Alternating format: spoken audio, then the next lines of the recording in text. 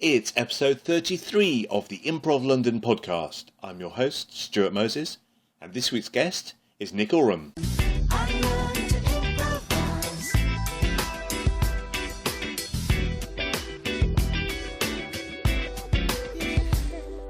Nick Oram, welcome to the Improv London podcast. Thanks very much. How are you? Yeah, I'm very good. I'm very good. I'm just finished work. That's all right, isn't it? Yeah. And do you know what? I think everyone's just. I just feel like all the stuff that's going on, all the because it's like all the political stuff. Obviously, I'm out of my depth as soon as I start speaking about it. But it is like makes everything feel a little bit weird. I don't know. Do you agree? Yeah. I feel like it makes. So aside from that, I'm all very good. But all that sort of stuff makes things really weird. I guess I'm kind of thankful for improv as a result because of that. Because I feel like improv represents kind of togetherness and welcoming people in and people all being together, and it's been really nice seeing people like Steve Rowe sort of saying, you know, European improvisers, improvise with us, people stay with us, you know, and it went to an improv show at the weekend, and the guy hosting it, Graham, the FA, he was like, you know, these are crazy times, but improv is all about us being together or something like that. And I just thought, this is actually, I'm really, really pleased I'm a part of this scene. Yes.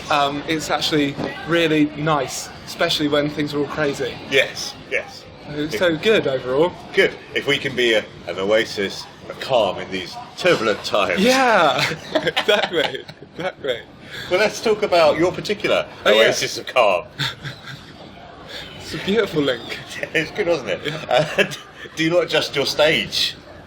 Yes. What's all that about? Yeah, so we're a great question. What is it about? Well, we're an improv group, improv troupe. We've been going quite a while actually. So majority of the guys actually in DoNotAdjustYourStage, I've been improvising with for maybe 10 years now. So a really long time. Which is really nice, isn't it? It's really nice indeed, or really nice for me. I feel so grateful to be improvising with everyone in a group. I think they're so great. So a lot of us have been improvising together for 10 years. We initially were a student group, so the majority of us met at Sheffield University, and formed an improv group there called The Shrimps, which is still going strong, still really? exists, which is kind of cool. Yeah. And then some of us moved to London, got a few other people involved, and formed DoNotAdjustYourStage. Wow. So, 10 years with the same people. That's amazing. How do you manage that? Don't know really. I think luckily we all really enjoy improvising with each other, and they haven't got sick of me yet. So we've stuck together. But it's kind of cool. It was, and it's one of those weird things where it's just kind of crazy that it's just kind of lucky that you get involved. It was a train journey. I was on a train, and I met Helen O'Donnell, who's in DoNotAdjustYourStage now, on a train, and she was like, I've just started going to this improv thing.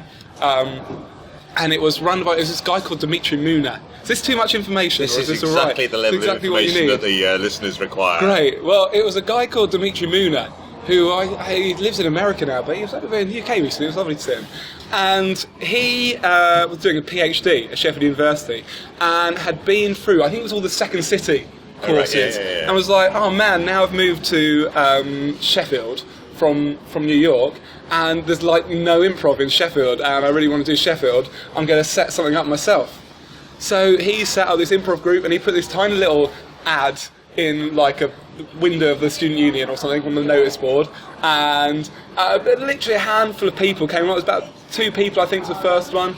I joined in like the 3rd week after this chance meeting with Helen on a train. I was like, oh, you should come. So I was like, oh yeah, actually I would quite like that. And it kind of gradually sort of grew from there, and eventually we became kind of cool student society, really. We thought we were really good at it. We had that arrogance of when you know like no one else is doing your thing in a city, and so you think you're like phenomenal, like you think you're the best. So we had that sort of arrogance of when no one else is really doing your thing, or not that many people, at least in the locality you are. think you're like just phenomenal, and you think you're amazing, and it turns out that you're not. But I think that confidence really helped us in terms of when we were starting a group at the beginning. And it was really exciting. We started a student festival, and all these improv acts from other student groups came and things like that as well. So it was really fun times. It was kind of like the main thing for being at Sheffield University in the end was this improv group that we'd all created together. Cool. And what sort of stuff were you doing when you started? Yeah, so we were doing classic sort of short form improv. So that's what we were doing, and we were very, very lucky, I think, in that the person that was running the group and training us, Demitri, had been sort of trained for all these levels and all this stuff, and so he was really, although we were doing short form stuff, really pushing us on all the stuff like who, what, where, yes, and all the basics in a really big way. Yeah. I think that really helped us. I think that was really advantageous for us. We were really lucky to have that. Cool, yeah, so it would have been giving you sort of a depth to what you were doing, even if you were doing kind of quite, humorous or, I don't know, jokey, or I don't know how to describe it. No, exactly that. I think, and I'm not saying that doesn't usually happen, but we were really lucky to have. I think that made a big difference in our case. Whereas if just one of me or like one of the rest of the group who joined had been like, I really want to start an improv group, we'd have kind of just copied the Whose Lines Are Anyway games, and it would have taken longer. It wouldn't have had those sort of basics really like pushed into us right from the beginning. Yeah. And it was kind of annoying at times. It was kind of annoying having those basics. It was like, do we really have to keep going on about this every single week, Like, it was irritating, but it's so important, it turns out. It turns out really important. So you graduated and you came to London? Yes. And so how did Do Not Adjust Your Stage kind of,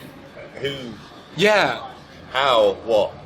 So we graduated and we kind of moved to Londonist stages, and I was one of the first to move to London because I'm from St Albans, which is very close by, and it's a classic, involves Steve Rowe, obviously.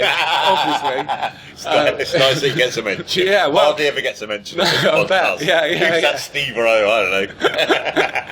Yeah, so it actually involved me in a massive way. So I was looking for improv to do in London, and obviously I discovered Hoopla and was like, oh, this seems good, and I went along to the Hoopla open workshops. I think we're on a Thursday at the time. They drop in workshops every Thursday, run by Steve. And it's kind of nice, real mixture of people that are completely new to improv, people that are completely new to London, people who've been doing improv for a bit, all this sort of thing, all mixing together. It was lovely. And Steve was, I think, at that point where he'd been putting on shows, but kind of just expanded into the Miller, and was looking for, I think was keen to have acts at this point. Now he's got probably more acts that he can deal with. I imagine the improv scene has grown so much. But at the time, he was actively actually looking for acts in much more of a necessary way, I think. And so he was kind of like, I should say, I met Reese there as well. So Reese I hadn't really met before, but I met him in London at the Hoopla workshop as well. Got on really well with him. And Steve was kind of like, Nick, you and Reese should do a show together.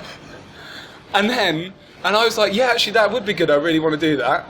And then the next conversation, me and Reese were chatting, and he was like, hey Reese, you and Nick are going to do a show together. It's like, oh right, yeah, no, we are. I definitely can't back out of this. Definitely can't back out of this now.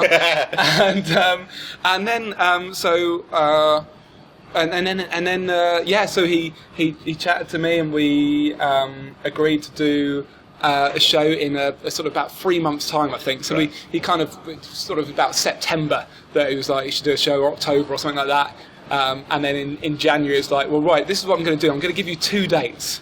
Because otherwise, if you've just got one in the diary, then you'll be like really scared about it, and you'll think it's your only opportunity ever. But I give you one in January and one in February, then you'll be kind of like completely chilled out about it and won't really care about the January show. I love that sort of advice, that many pearls of wisdom that Steve shares, but the idea of looking at your shows and not thinking about the first show or the second show, but thinking about them, there's a continuum of like 100 shows. Right. And it's like, oh, I'm going to do 100 shows, so if this one's rubbish and the next one's rubbish, it doesn't matter, because it's all just part of the process rather than just building up the one event. Yeah, completely agree. And I think I would say to anyone now thinking of doing a show for the first time, that's great, but book in too. Yeah. Like he did, because I think it helped us so much.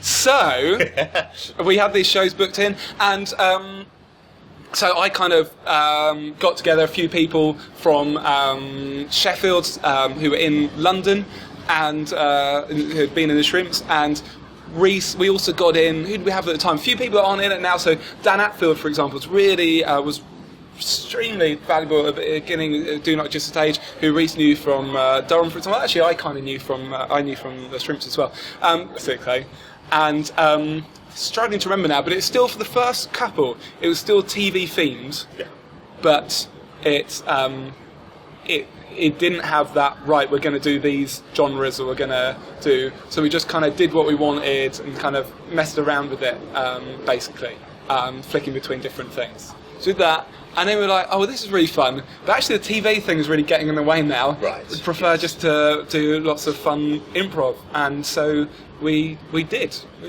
yeah.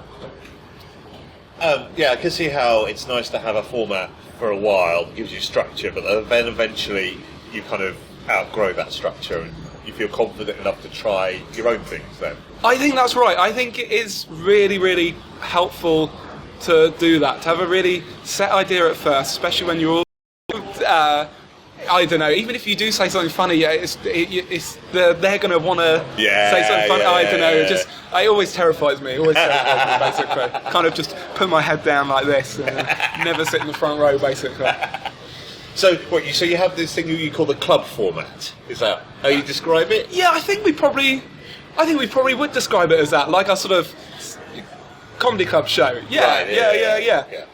Which is something we can kind of take anywhere, basically, and we do it at the Miller pretty much every month, and we can kind of take that anywhere as well without having to kind of think about it or prepare anything, basically. Yes. But it's the funnest. I think it's the funnest show. I love doing it, especially at the Miller now, because for people that are relatively new to the London improv scene, the audience at the Miller as a whole sort of thing has just like exploded in the last few years compared to, it's just really grown and grown and grown. It's a real credit to Steve again, I think, how it has grown. It's really exciting. So what was it like in the olden days? In the olden days, yeah.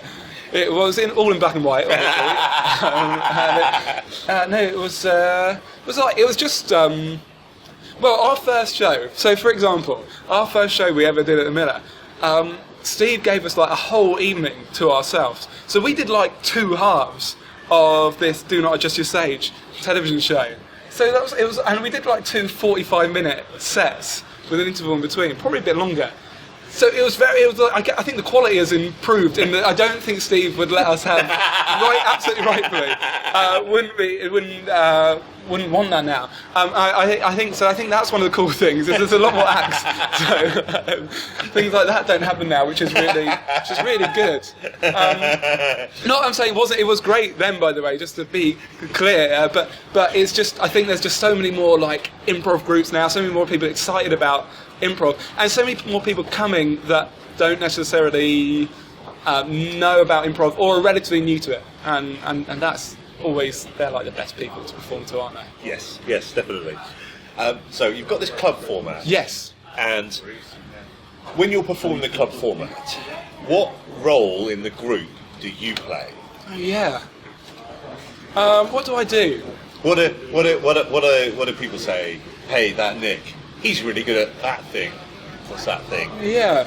It's a hard question, isn't it? I think... Well, actually, I genuinely do the chat to the audience bit.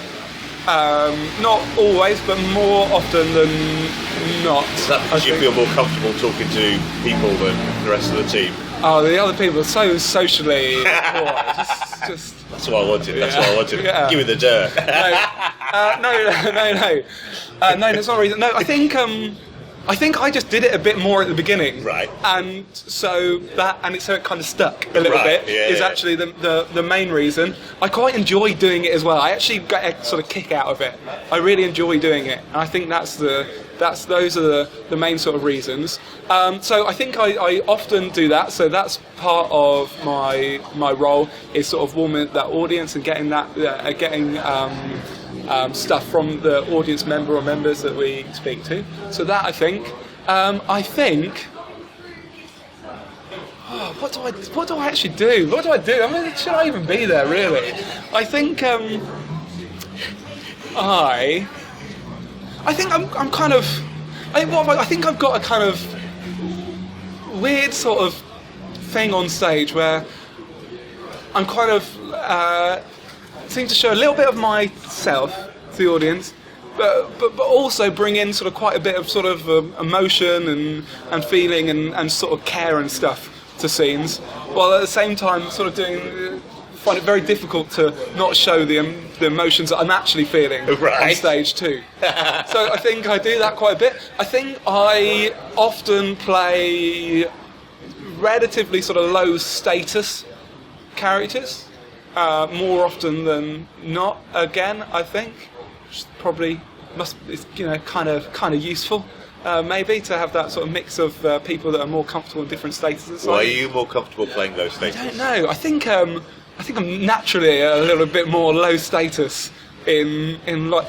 You know what? I think actually it's slightly more nuanced than that. I think I play low to say. This is naturally what I play, right? Low status characters that are trying to be high status but are failing massively. Oh wow! And I think that's because that's basically me. Is that I'd really like to be high status, but unfortunately. I'm not able to. Don't have kind of the tools to be able to do it at my disposal. So yeah. That was the deep psychological yeah. insight of the episode. Yeah, absolutely. Yeah. I'll just have a quick cry. Yeah, that's well, okay. Do you want a hug? Yeah, please. Let's just have a quick hug. Yeah. So when you're doing the club set. When I'm in the club. When you're in the club, yeah. So you have music. There's a musical component of this, but it's not a musical show. Yes. So we've got two musicians, Christian and Tom, who are awesome musicians, really, really good. And so they back most of our shows. So it depends actually. Sometimes they do that show and sometimes they don't. But when they're there, then they provide the backing. But we don't really do songs that often. Yeah. Occasionally one might happen. But it's not our forte. Yeah. It's not our forte, really. So I'm just interested in exploring the idea of doing improv. So we're not doing songs, we're doing improv, but one of our improvisers is improvising with a musical instrument. What does that add? How does that change what you do? Well, I think it creates a sort of an energy. I think straight from the get-go, which is really, really exciting. First of all, I think there's an element of theatricality to it, which I think is really important to bring into improv. And then the other thing, I think, well, not just the other thing, but one of the other things they do is they tease out and emphasise some of the really important things, especially the sort of drama and the emotion. They really tease it out and emphasise it.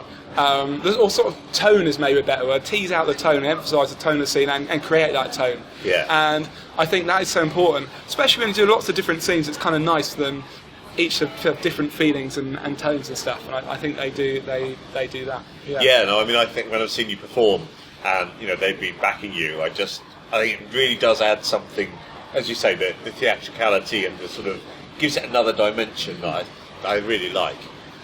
Yeah, no, I think they definitely do. And the exciting thing with them now is we've started doing this other show at the FA, and it uses lots of electronic music, and they because that's kind of what they're most into. Usually they bring guitars along to the middle or to other shows, but actually if they're just creating music themselves, then what they're doing is fiddling around with computers and drum machines and things. So they were like, well, why don't we do this in a show? And we were like, oh my god, definitely should. So tell me about stereologues. Yes. How does having a different genre of music affect the style of the performance, or is it not that way around? Yeah, good question. So I guess there's a slightly different style to our performance anyway, sort of beyond the music deliberately. So the way we start is with monologues and interspersing different sort of monologues. So is there a call out to inspire the monologue? Well, what we do is we speak to a member of the audience and we ask them a question and we record it. And then they kind of mix that into their opening sort of tune, open sort of music, basically. So it's kind of cool. I kind of ruined the theatrical surprise for those that are going to see the first one, but I think that's okay. And so they do that. They kind of mix it in. So we get that first of all, and then we use that as our inspiration for a series of kind of character monologues that dip in and out, and then dip into scenes, and then out of scenes into monologues again, into scenes again, all with this kind of quite hypnotic, repetitive sort of soundtrack underneath. Yeah. So it's kind of a pretty cool thing. It's quite new. We've done it maybe, I don't know, about 6 or so performances. Yeah. So it's a relatively new thing that we're working on and building on we perform about every couple of months and sort of building on it. But we're quite excited about it, I think. No, that sounds amazing. So when you say you do character monologues, you're doing monologues, but they're in character rather than a monologue from your own life. Yeah, absolutely right. Yeah. So they're in character, and actually that is so interesting because it means we get really, really in depth into one character before we do any improv whatsoever or any scenes whatsoever. Yeah.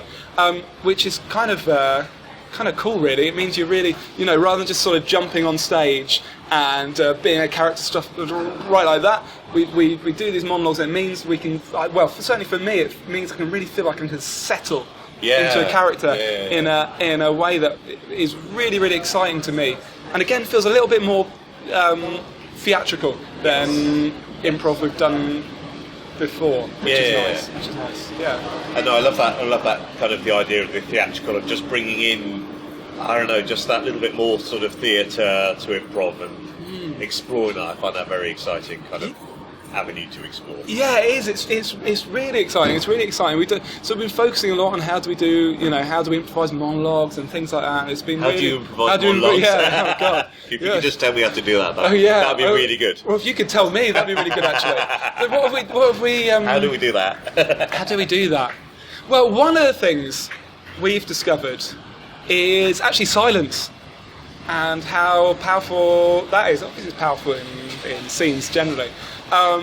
But we had a workshop from a guy called Andrew Tidmarsh. It's probably like one of the some people are just really, really inspiring. Yeah. Probably one of the most inspiring people. He used to be a teacher at RADA, right? And now kind of teaches things freelance and writes about theatre and I'm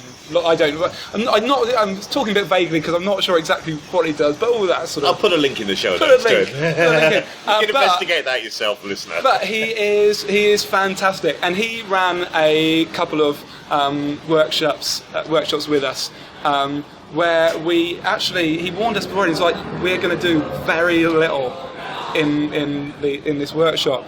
And we did a lot of kind of like standing and not saying anything and kind of only speaking when it actually felt like we were going to improve the silence, basically. Right, wow, yeah. And it's kind of really powerful and really interesting.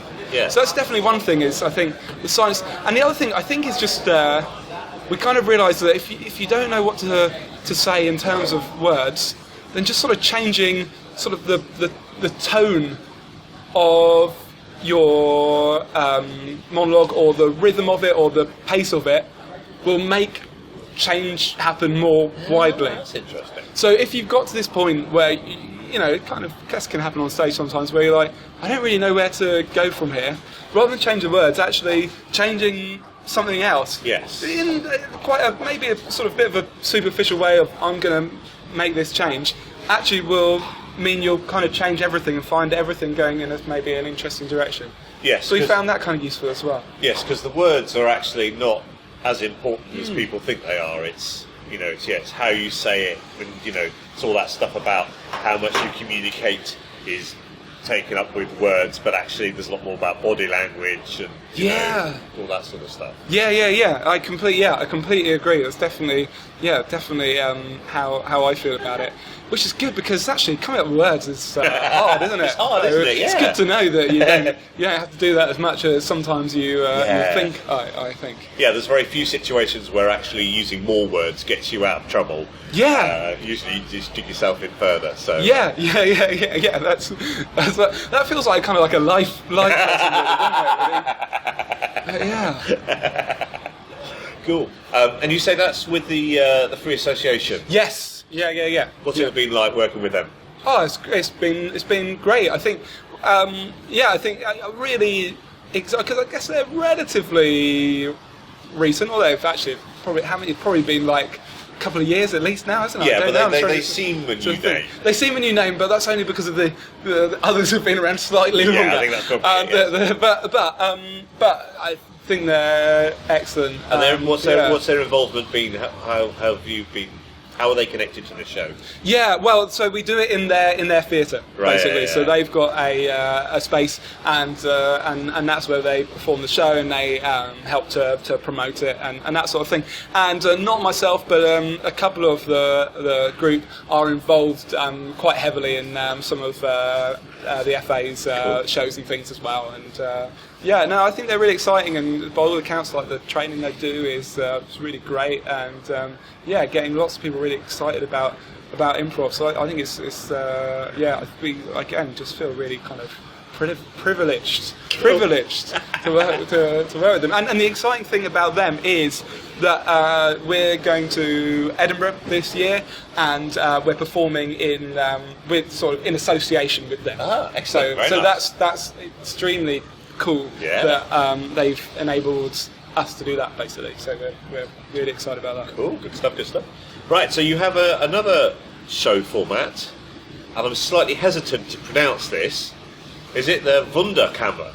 Oh yeah, or how do you pronounce it? Well, I always say the Wunderkammer, but I appreciate that's not very German, is it? Well, I mean, and it is a German word, so I think it should be the Wunderkammer. I think basically, however you wish nice. is absolutely fine. So I will accept your Wunderkammer. And that's what's that all about? That's all about. Well, that's our final show. For anyone's like, wow, man, you've gone through 2 formats, and you're about to go through a third one. This is the final sort of thing we do with DoNotAdjustYourStage at the moment. So this show we do this with the nursery. We started doing it with the nursery, and we also do it with the Natural History Museum as well. Wow, how did that come about? How did that come about? Well, so we started doing this show. So the basic format of the show is kind of like a cross between TED-style talks and improv comedy, basically. So we have a couple of expert speakers. One of them will do a short sort of presentation with some slides. We'll do some improv inspired by it. We have a break usually, not always, and then we have another speaker does the second presentation, and then again we do improv inspired by it, also kind of bringing in some of the things from the first show as well. I love that when you can start mixing the two things together, the second half is so fun. That you make. Yeah. So that's it really. So it's a really simple idea, and I guess the idea of it is we wanted to create a show that we thought would appeal to people beyond the improv scene. A bit like with the Free Association show as well. We wanted to kind of bring in things that would get people interested in it who might not just straightforward go to an improv show. Yeah. Which I think is an important thing to try and do as much as possible in this scene. It's great if you can have that sort of hook, so that people think, oh, I really love that sort of thing, and then they go along, and then you've snuck in the improv. It's like, hey, I love that improv stuff as well. Brilliant. Yeah, exactly. Yeah. Without them even realising what's going on. So that's what we did. So, and again, really cool. Like Jules at the nursery was like, we're starting this space. Would you be interested in doing a show? Or he might have put a general call out, and I think we got in touch with him. I can't remember now. But anyway, so we pitched this idea to him, and he was like, that sounds good. And we did it. And so we've been doing that for quite a while now with the nursery, and started doing Natural History Museum as well. So that all came about. Well, I used to have Just not that I've fallen out with her, but she doesn't work for the Natural History Museum anymore. But I used to have a friend that worked for the Natural History Museum, and she'd come and seen the show quite a few times, and was like, I think this could work quite well at the Lates at the Natural History Museum. Brilliant. So we decided to give it a go, and we still do that now, and that's really, really fun because we get Natural History Museum scientists who do the talks. So that's kind of cool because they're all like geniuses and really clever and stuff. But you're making it accessible to people that might come to a museum late that might not necessarily go to a lecture. Right, so it works both way around. So we kind of make the lecture or the talk more accessible and make the improv more accessible at the same time. Yeah. So it's kind of this neat thing that works both ways, which I think is kind of a cool thing. Now that's super exciting. I really want to come up with something like that now. Well, just steal our one instead. Well, thank you very much. I'll take that as on the record that I'm able to. Cool. So, you're part of Do Not Adjust Your Stage, but you also do a solo show. Oh yeah. That sounds really intriguing. Yeah. Jake Oram and the Playmobil Players. Yeah, so it's an occasional thing I do. Basically, I only really do it if I'm asked to do it because I'm not very organised, basically. So I do it every like few months, and it's kind of weird, but I think it's good actually. I like it. So what happens is I perform a little show with Playmobil figurines. So I wanted to do a one-person improv show because I thought that'd be interesting. But I thought it'd be really hard to do like everything on my own and walk around the stage and stuff, and thought that's going to be really tiring and I'd probably find it really difficult. So I thought, how can I make this easier for myself?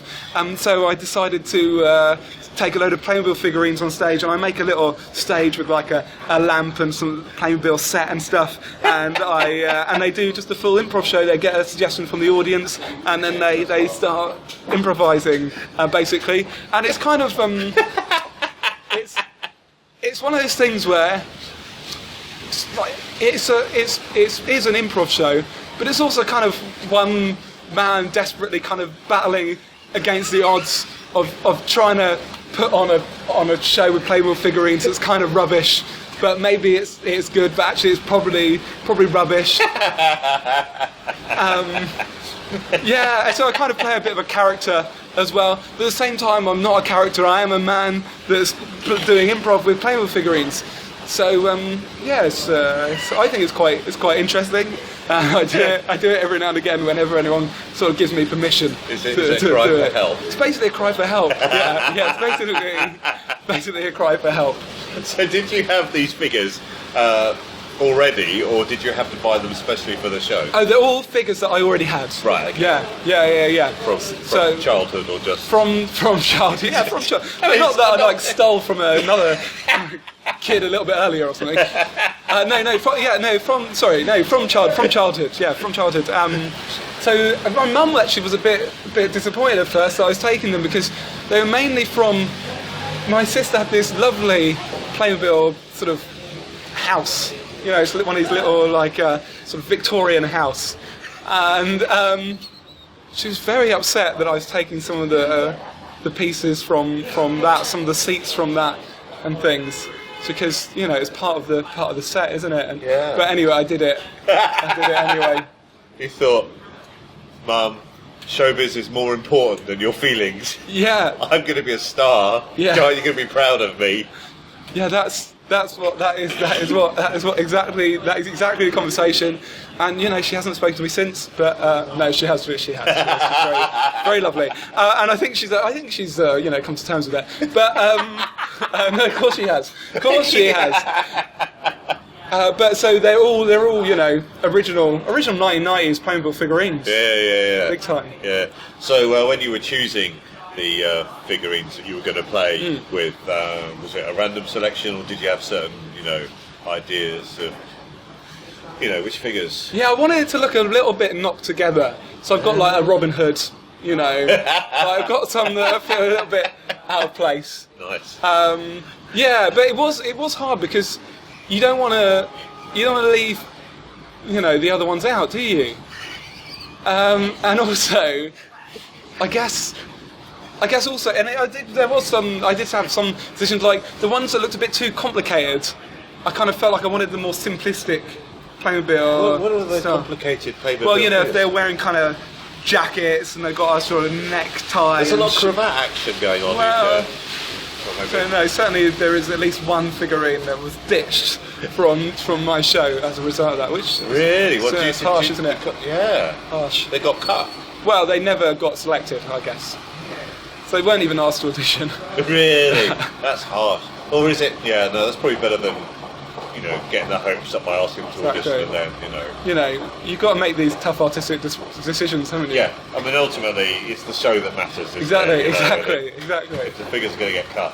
So when you're asking for a call out for that show, what are you asking for? Well, so what I do is once I kind of set up my little stage, I then have a little lamp and I kind of switch the lamp on and get the music at the back to go really loud, and then I put the lamp back on and one of my Playmobil figurines runs on the stage and does a really bad American accent because I can't do a good American accent, and he's like, "Hey, okay, how we doing tonight? Who wants to see some improv?" and gets the audience cheering and then just starts through a word or something, and then they start doing it. Oh, and introduces the other figures obviously, and then starts doing a show. And that's how it works. So the figures both have their real identity and then also the characters that they play within the fiction. I guess they do. Apart from I probably need to do more thoughts, more thinking on that. Yeah. So it probably changes show on show what their real identity is. Continuity. And it'd be quite nice if they had real. I'm disappointed. Yeah, I'm sorry. Don't. Yeah, only go and see it once. That would be my advice, and then you won't notice. No, fans love the lack of continuity because they come up with reasons as to why that character has a different. Yeah, they love all that. Oh, that's good. That's Stick good. with that. Great. I'll keep doing that. Then. Makes it a lot easier just for my brain. I basically maybe this show is about trying to make things both as difficult and as easy for myself at the same time.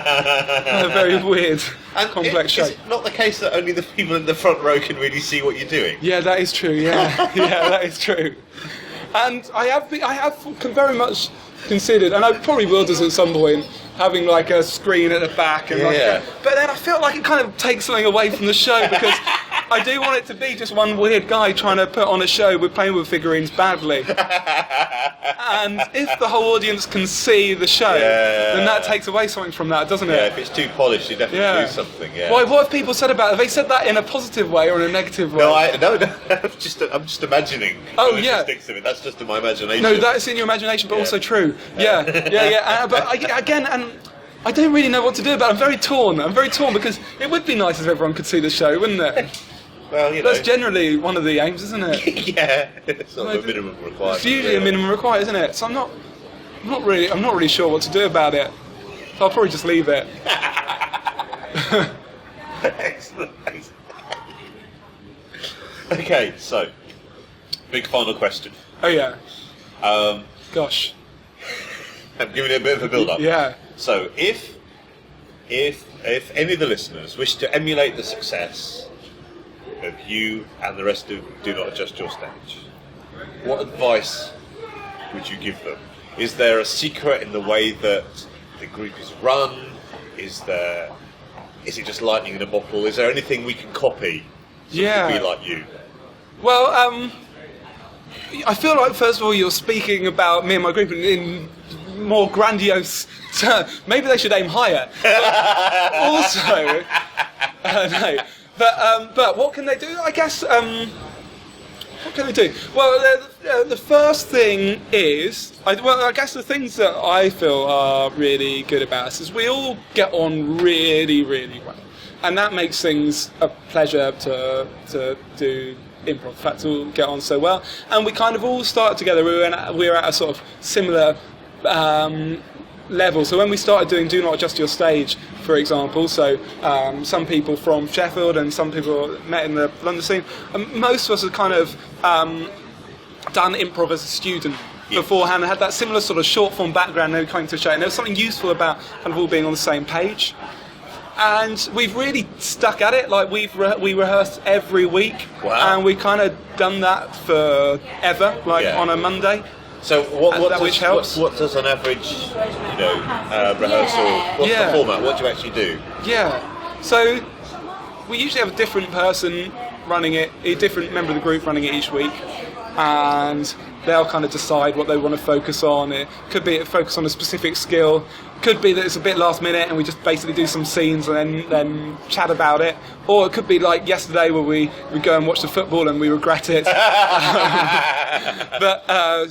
But yeah, so that's how it works really. But we do it week on week. And more than anything else, I think that rehearsal is about togetherness and about us working together more than anything else. So that's both doing stuff that's improv, also doing stuff that isn't improv. Yeah, I think it helps if you really get on and are friends with the people that you improvise with, doesn't it? It certainly really helps for us. So I think that is really important. And I'd say stick with it, because there are things that happen along the way. There's been times where we've found it more difficult to improvise or not being completely happy with the show, and I think we were really good at sort of communicating with each other at those times, thinking, right, what do we do about this? So I think that really helps. There's been lots of people that have dropped. We've had dropped out of the group. We've had the same lineup for the last few years, but in the first few years of DoNotAdjustYourStage, we probably had about, so there's 8 of us now, probably had about 15 people that have at least done a show, or 14, 15 people, at least done a show or with us, in that early time before we kind of refined it down and it became the group it is now. So I think that's a very normal thing as well for that to happen and to keep going that happens. And I think we really had those sort of basics drilled into us. And I think actually that really, really helps. I'm listing a lot of things, aren't I? I'm going to list one more, which I think it's good to really think about the identity of your shows. So I think, especially when you're first putting a group together, it's really hard to be, well, actually it's always really hard to be like the best improvisers. And so actually, what is it that you're trying to achieve with this show, or how are you going to just try and make it sort of stand out, or what are you going to do that's going to be new for people? And I think if you can think about an identity to your show, then that can be really helpful as well. And it doesn't have to be something too radical. Yeah. Like if no one's doing short form at the moment, you could be like, we're going to do a really quick, punchy, short form show. And that could be really, really, really cool. But something that's just going to be something where you can like really sort of describe your show and give it a sort of identity. I think that's kind of helpful too. Brilliant. That's fantastic. I think that's it. Is that it? Lovely. Well, that was very fun, wasn't it? That's brilliant. Thank you very much. Thanks for having me. That's great. It's been nice. You're perfect. Oh, good. Well, thanks. As for you. Thank you very much. I made this. That's improv!